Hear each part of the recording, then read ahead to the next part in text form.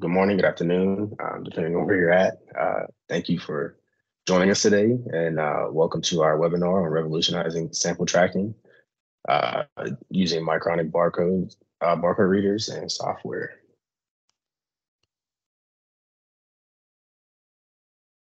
Second. Okay. So I'm your host today, Jaquan Geathers, the Marketing Associate for NBS Scientific.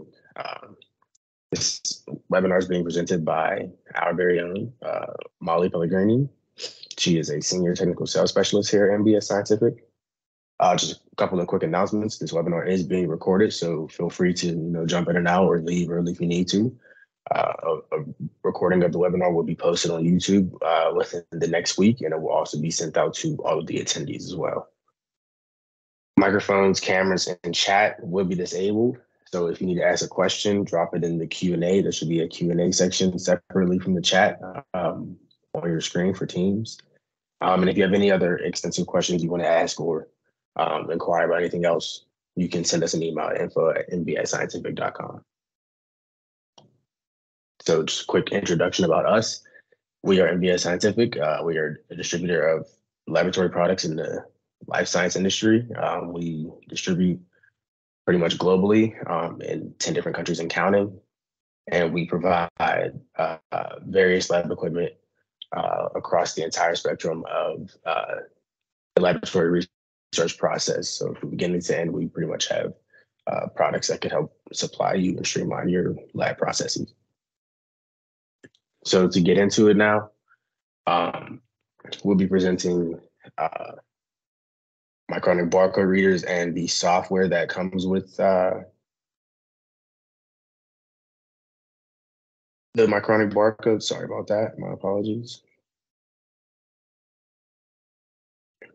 And we're going to be doing this with the equipment from Micronic, as mentioned, that we partner with them in sample management solutions to revolutionize lab processes. And Micronic, they offer an extensive code reader range for fast, accurate, and efficient sample identification. The range includes whole rack and single tube readers, and all Micronic rack readers come with the software for optimal performance. The tube and rack readers we're going to be looking at today is the Micronic tube reader DT300. And that's that one right there, the DT510, the DR505 rack reader, the DR710 rack reader, and then we're going to be exploring the code reader software altogether. And we currently have a promotion going on. So if you're interested in the DR505 or 710 after viewing it through the webinar, feel free to reach out to us and we can put something together for you. So now to proceed to the live demo, I'm going to pass this along to Molly. So I'm going to go ahead and stop sharing. Hey, Molly, the floor is yours. You're muted, Molly. Oh, 1 second.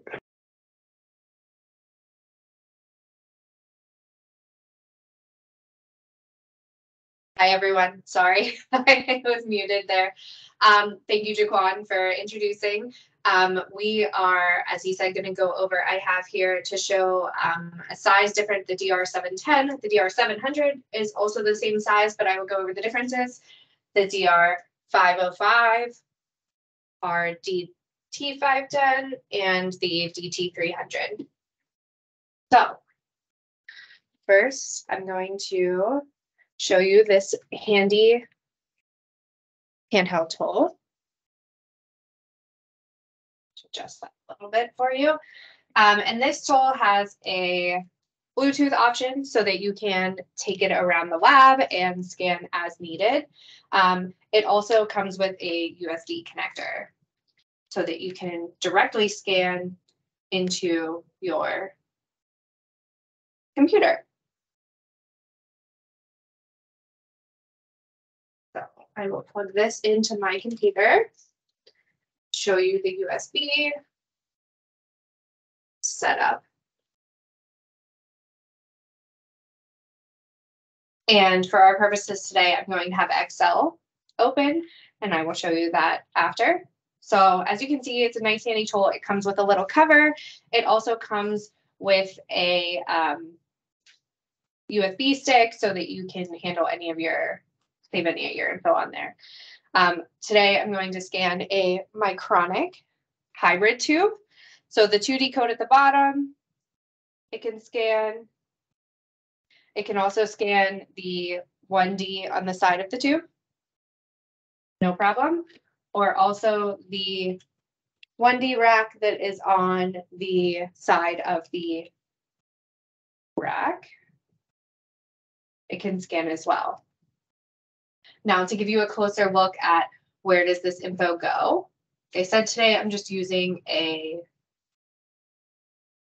Excel file, so I will share my screen for you.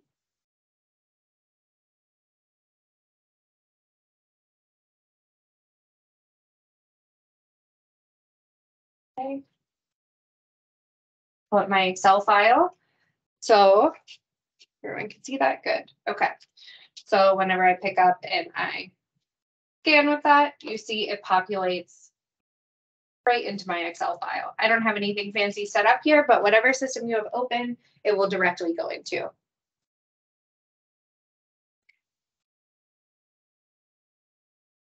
Now moving on to our next smaller scanner.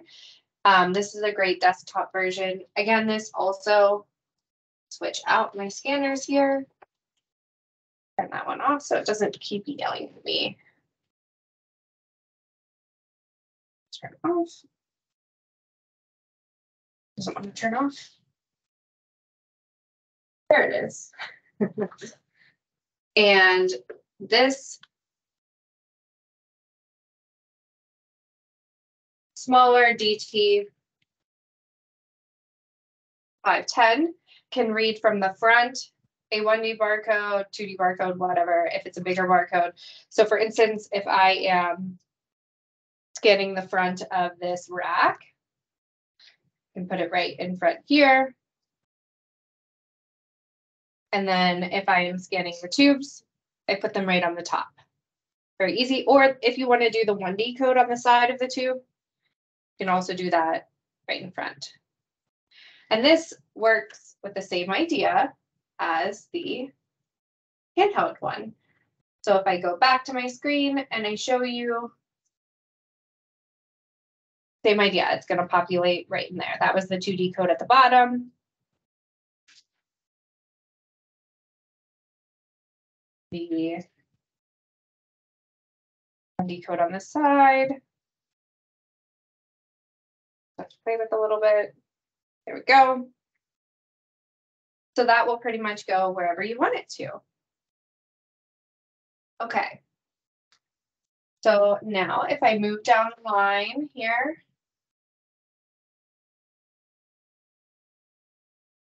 now next to each other, I have, so that you can see the size difference, the DR505 and the DR710. The DR700, as I mentioned before, is the same size as this DR710. I also have the side barcode reader on the back of here. This side barcode reader reads the 1D on the side. It's hard to get a good look at that with the lighting in here. I apologize. This side barcode reader is magnetic, so you can put it in any side. I just like to have it on the back so that it's out of my way. But so these both function the same. The main difference is the quality of camera. So the DR505 has a CIS technology for imaging, and the DR700 and DR710 have a CCD technology. The DR505 and the DR700 both have an anti-frost protective aspect on this screen. If you are pulling your rack directly out of the freezer, I do always suggest wiping the bottom with an alcohol cloth to get any of that frost off before putting it on there. And also, if those tubes are straight from the freezer, don't leave them on too long, because no matter what, you're going to get frost buildup. So I would suggest put it down, quickly scan, take it off. Now, for the DR505, it takes about 5 seconds to scan. For the DR700 and 710, you're looking at about 7 seconds for the full rack scan. The DR710 also has a nice handy function. If you press this button on the front, it has an active anti-frost system, which allows ambient air to flow through and can help in de-thawing your rack if that is what you want to do. So I'm going to show you the software. Both of these and also the DR700 use the same software, the side barcode readers. Whenever you purchase a unit, the software can be downloaded for free on Micronic's website. You just simply input your serial number into their website and good. All right. So I'm going to change this around a little bit and give you a good look at our DR710 scanner. Okay. So first, what does it look like whenever you scan? Pretty easy. On the software, which I will show you in 1 minute, you will hit scan. You can see the light going across. And it's done. So what that looks like, I'm going to share my screen again. Okay. So this is the Micronic software. And you can see it just scanned the full rack. So you can click anywhere and you can see the human readable text. If you also had free text on the bottom, this one does not, it's just a 2D code. You can zoom in, which I did not mean to do, but it's nice to see. It shows you a picture of it as well.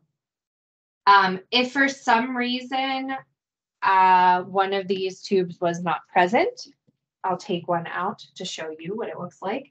If it didn't get a good read, try wiping off your screen a little bit, or if you're missing a tube, I'll show you what it looks like.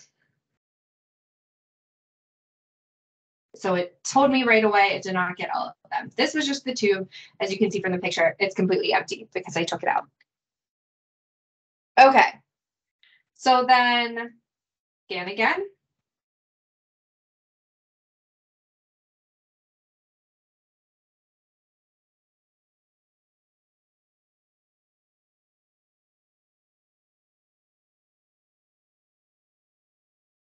Okay.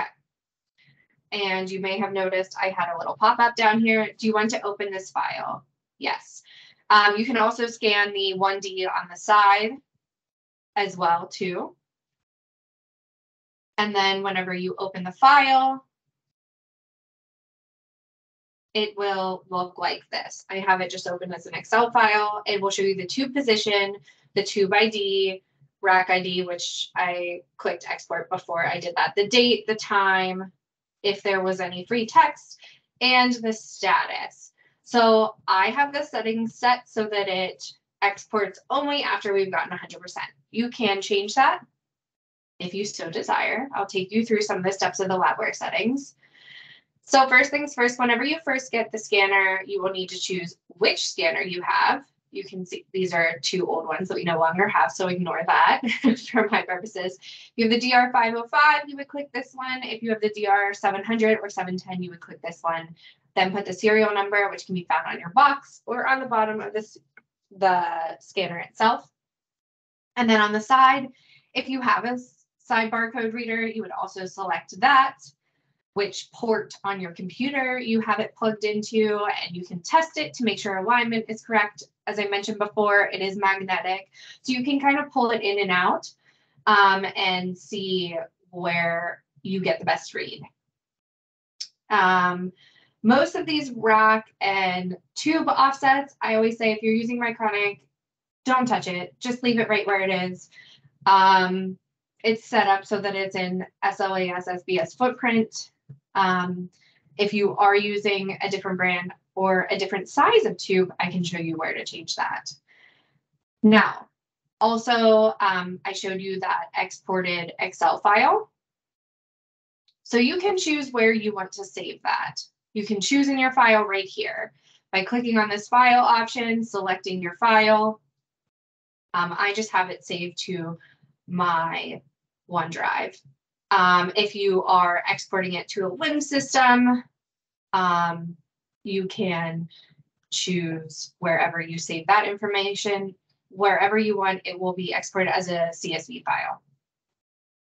So the labware settings up here, if you had a good look, I was using a 96 well rack. If you want to use 24, 48, we have already built in sizes, even for 138 well. And then again, this data export, this is what information do I want and when. So I have clicked only export after 100% good reads on tubes. If you know that you are going to have a rack that is not full, that may not be what you want. You may not want it to automatically export. You may want to only tell it to. So there's lots of options there. And then all of the fields that I desired, and again, where it's being saved. Okay.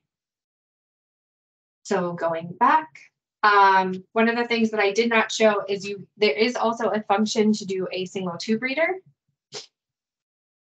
So I am going to stop sharing to show you that again.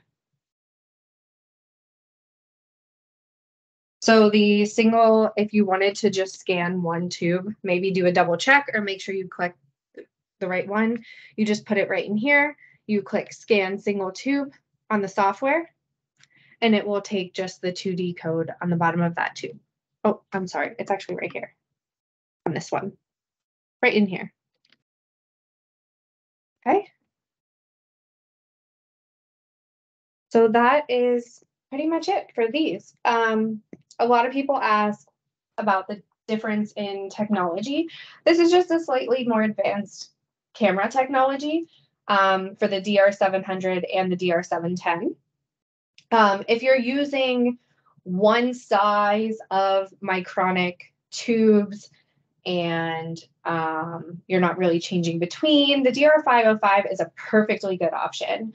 If you change in between tube types and tube sizes, it'll still work on the DR505.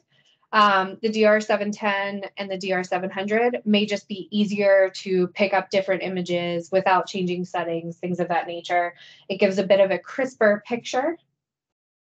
But other than that, that is the main differences. The DR505 is also a great cost-saving option as well, too, and takes up a little bit less space on your lab bench.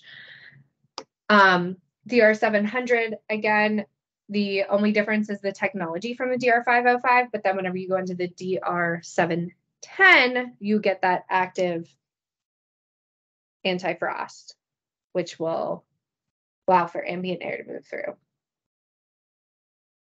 Okay, I think that is all for that. I'm going to look at the questions I see. Can it read 386 format racks? Yes, as long as it is SBS, SLAS footprint in here, it should be fine. You may just have to change some of your settings. But if you have any samples that you'd like to send in to us, you can always do that as well. And we can always test it out to make sure that it would be a good fit and do a more customized demo with you.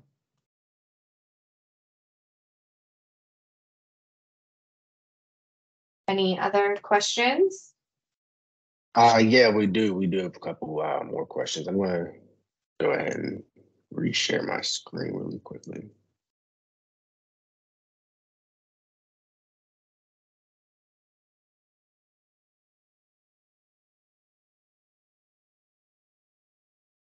Yeah, so some of the questions that were asked outside of the current webinar, well, previously during registration, was how can this help us with streamlining our sample management system?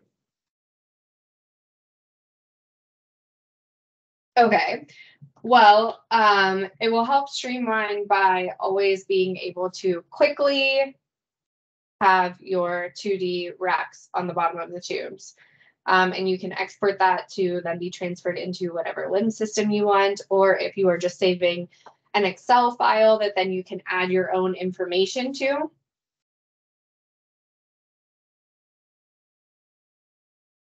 Another question I was asked is, do you have any examples of integrating code reader software with other inventory management platforms? Yes. So as I mentioned, each export is a CSV file. So you would just then have to transfer that CSV file into your limb system. Okay, another question is, can it read frozen micronic tubes? Yes, it can read frozen micronic tubes. I do always suggest wiping the bottom with a alcohol wipe to remove any frost buildup, placing it on the rack. And as I said, even if you're using the DR505 or the DR700, which does not have the active anti-frost, it has a passive anti-frost, which is the cover on there. Just don't leave it too long on here. After it scans, take it off so that you don't have any frost buildup and condensation on your scanner, but it should have no problem reading.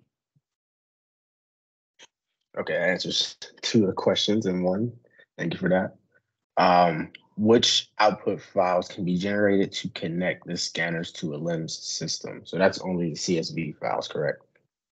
Yes. So you export as a CSV file, and then you would import that information into your LIMS system. Okay.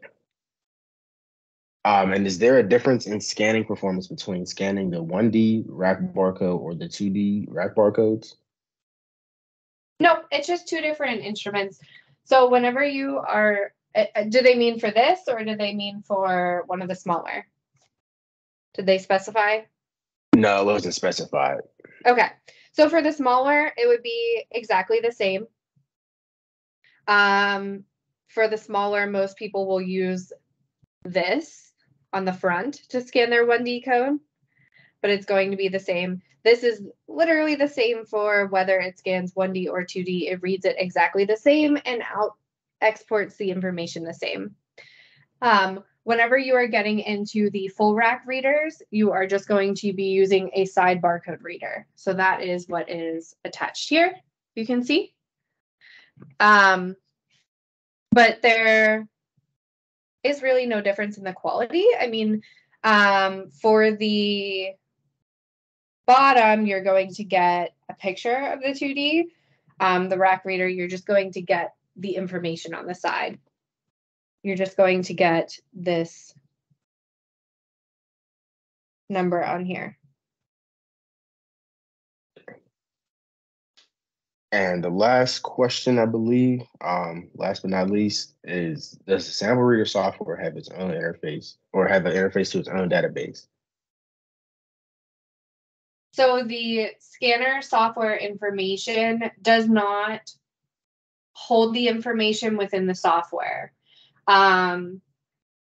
You can set it to export every single time it gets a good scan or a partial scan or every scan. You can have it set to export to that CSV file, but the software itself does not hold your information. It will always ask you to export the information. Okay, so that was the last of the questions that were asked through registration. If there are any more questions, feel free to put them in the Q&A. And if you have a question afterward, as mentioned, you could always feel free to email us.